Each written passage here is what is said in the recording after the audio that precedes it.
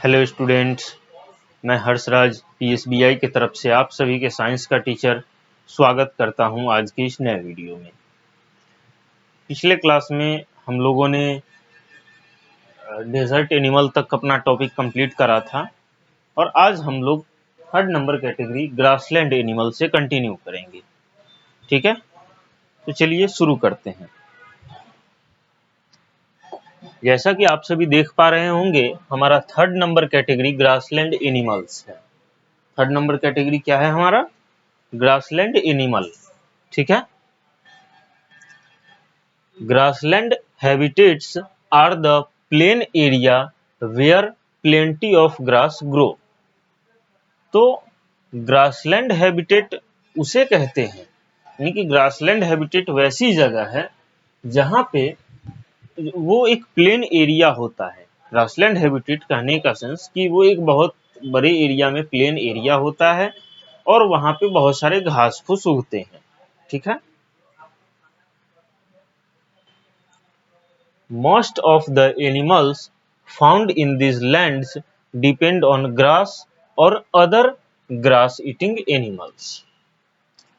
अब grassland area में किस टाइप के जानवर पाए जाते हैं ये हम लोग देखते हैं। तो ग्रासलैंड एरिया जो होता है, यहाँ पे मोस्टली वैसे जानवर पाए जाते हैं जो कि या तो घास पे डिपेंड रहते हैं। घास पे डिपेंड रहने का सेंस ये हुआ कि या तो वो घास खाते हैं या दूसरा वैसे जानवर होते हैं जो घास खाने वाले एनिमल के ऊपर डिपेंड रहते हैं।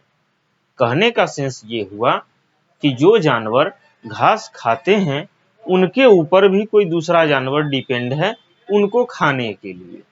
जैसे यहाँ पे आप लोग देख रहे होंगे, जेब्रा है, सीप है, जिराफ है। ये सभी किस टाइप के जानवर हैं? तो ये सभी जानवर घास खाते हैं। ठीक है, और ग्रासलैंड हैबिटेट में लायन भी आता है। लायन, टाइगर, ये सब भी आते हैं। तो जाहिर सी बात है, हम लोग जानते हैं कि लायन और टाइगर जो है वो घास तो नहीं खाता है। क्या घास तो बिल्कुल नहीं खाता है, तो वो क्या खाएगा? ग्रासलैंड हैबिटेट में क्यों रहेगा वो? तो वो घास नहीं खाता है, घास खाने वाले जानवरों को खाता है।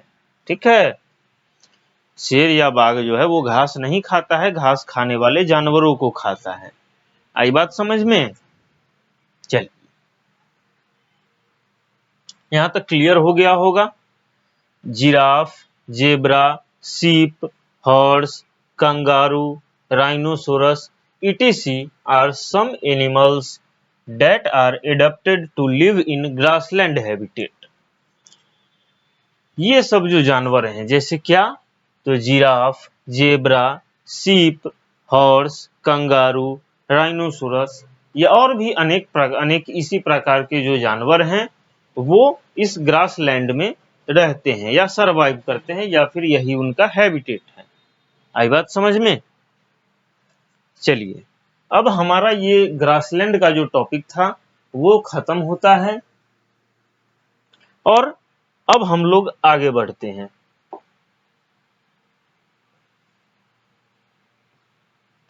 आगे हमारा टॉपिक क्या है? Forest animal. आगे हमारा टॉपिक क्या है?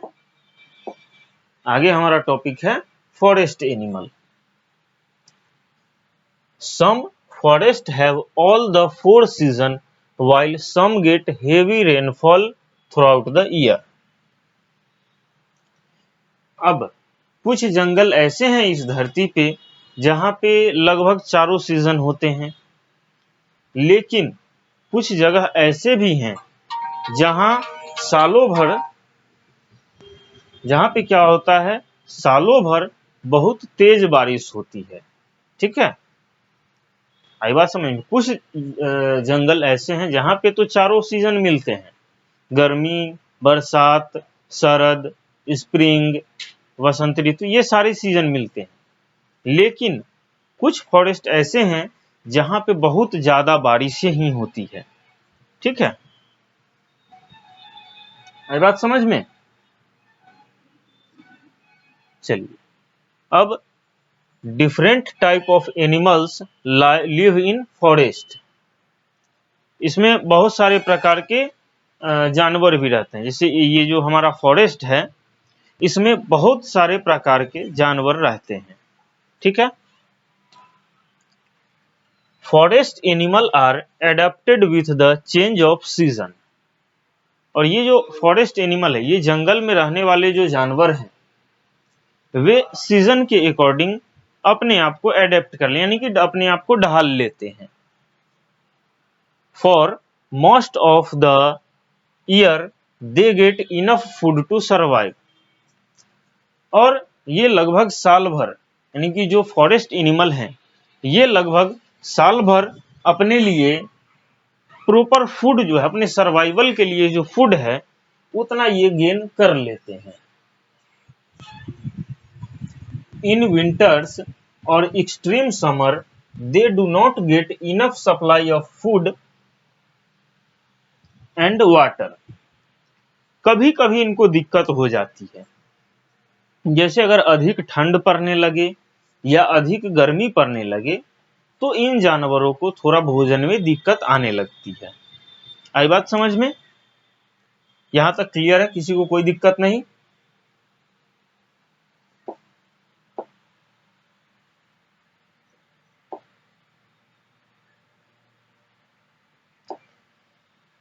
Some of them may shift to other forest while some undergo a winter sleep. अब जब मौसम चेंज होता है, जब मौसम अपने एक्सट्रीम लेवल पे होता है, तो क्या करते हैं, कुछ जानवर जो हैं शिफ्ट हो जाते हैं, एक जंगल से दूसरे जंगल में शिफ्ट हो जाते हैं। लेकिन कुछ जानवर क्या करते हैं, वो एक डीप विंटर स्लीप में, यानी कि वो अंडरग्राउंड हो जाते हैं पूरे सीजन के लिए, जब तक वो सीजन अपने पीक पे होता है।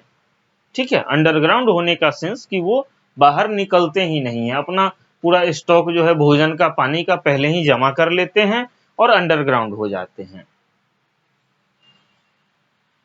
Animals living in rain forest are adapted to move throughout the tree and plants of the forest. अब वैसे जानवर जो रेन फॉरेस्ट में रहते हैं, रेन फॉरेस्ट कहने का सेंस ये कि जिस जंगलों में बहुत अधिक मात्रा में बारिश होती है। ठीक है। रेन फॉरेस्ट कहने का सेंस कि जहां बहुत अधिक मात्रा में बारिश होती है, वैसे जंगलों में रहने वाले जो जानवर हैं, वे अपना ठिकाना ज्यादातर पेड़ पे बनाते हैं, वे अपना घर ज्यादातर पेड़ पे बिताते हैं। Monkey have long tail and arms. अब जैसे एक बंदर जो है, उसका लंबी हाथ होती है, लंबा पूंछ होता है। Tree frogs have feet like suction cup which help them to move on wet plant. अब जो ट्री फ्रॉग जो होते हैं, उसका फीट जो होता है वो सक्शन टाइप का होता है, सक्शन कप के टाइप का, यानी कि वैक्यूम कप जो बोलते हैं, जो कि उसे बारिश के समय में गीले पेड़ों पे आसानी से चढ़ने में मदद करती है। आई बात समझ में? तो ये हमारा यहाँ पे फॉरेस्ट एनिमल जो है हमारा क्लियर हो गया। अब हम लोग यहाँ पे एक्वेटिक एनिमल्स देखते हैं। अब हम लोग यहाँ पे एक्वेटिक एनिमल्स के बारे में जानते हैं। Aquatic habitat in any place filled with water in which plant or animals live. Aquatic habitat वैसे जगह को कहते हैं जहां पे हमेशा पानी रहता है, यानी कि जो वैसी हैबिटेट जो हमेशा पानी में ही रहती है। It can be in fresh water और in salty sea water.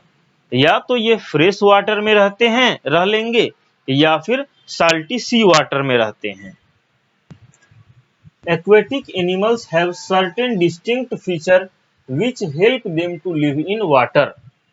अब एक्वेटिक एनिमल्स जो होते हैं, उनमें कुछ ऐसे फीचर्स होते हैं जो कि उन्हें पानी के अंदर जीवित रहने में सहायता करता है, मदद करता है। पहला क्या है? Most of the aquatic animals have gills to breathe. A few many have lungs. अब ज्यादातर जो एक्वेटिक एनिमल्स होते हैं उनमें सांस लेने के लिए क्या होता है? गिल्स होता है। ठीक है, उनमें सांस लेने के लिए क्या होता है? गिल्स होता है। लेकिन कुछ ऐसे भी हैं जिनके पास लंग्स भी होता है। Second number, they have fins and tails which help them in swimming with water current. और कुछ जानवर ऐसे होते हैं जिनके पास फिन्स और टेल्स भी होता है जिससे वे पानी में आसानी से स्विम कर सकते हैं। They have cylinder shaped bodies which help them to live in deep water. उनका जो शरीर होता है वो सिलेंड्रिकल टाइप का होता है जिससे वे आसानी से पानी में तैर सकते हैं। चौथा है, some water birds have webbed feet और paddle like flippers as in turtle. कुछ ऐसे जानवर भी होते हैं या फिर कुछ ऐसे पक्षियां भी होती है जिनका वेव्ड फीट होता है, जालीदार जो होता है उनका पांव होता है जिससे वे पानी में आसानी से तैर सकते हैं, टहल सकते हैं। ठीक है, तो ये हमारा एक्वेटिक एनिमल जो है ये हमारा क्लियर हो गया। यहाँ पे लिखता है well, shark, water snake, whale, shark, water snake, snail, octopus, starfish, etc. all are aquatic animal. Blue whale is the largest water animal. ठीक है, तो shark, blue whale, shark, water snake ये सब जानवर जो है ये सारे एक्वेटिक एनिमल्स हैं और ब्लू व्हेल जो है वो लार्जेस्ट वाटर एनिमल है। तो आज का क्लास हम लोग यहीं पे समाप्त करते हैं। अगले क्लास में हम लोग जो है वो देखेंगे एम्फीबियंस। अगले क्लास में हम लोग एम्फीबियंस के बारे में पढ़ेंगे। आज का क्लास हम लोग यहीं पे समाप्त करते हैं।